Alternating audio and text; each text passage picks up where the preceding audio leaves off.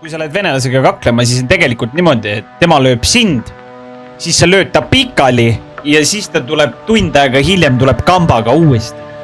Ja siis sa oled üks. Kas keegi peaks mind valima? Aga kui sa mind ei vali, keda sa valid?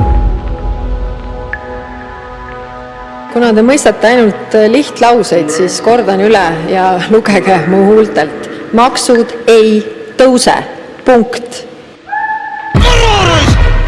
Me võitsime vabadussõja, tule, me oleme eestlased! See on meie maa! Me oleme tugevad! Tugevad!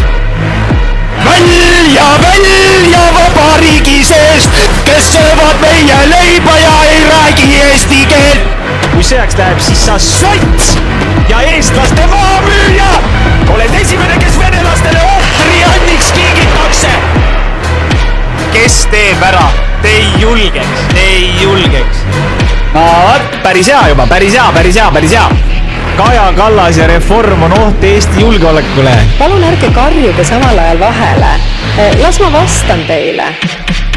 Pass tohti, tule, kui mina räägin! Kui tahad rääkida, tuled minu asemele siia rääkima! See lihtsalt kõlad nagu mingi eitüra! Ma võin autoga kesklinnas sõita või? Käib perse, tule, ma olen Tartu kesklinnas! Ja vittu, kui isegi tuleb see sitane sõda, siis vittu me võtame oma Narva-tagused maad tagasi ja me vittu võtame veel tagasi oma kuradi Petserimaa ka nahku. Ja vittu minge. Ja mul on jumala pohvu, et seal elavad mingid padurussid. Vajadusel me vittu korraldame seal ise küüdituse. Kõik naised valitsusest maha!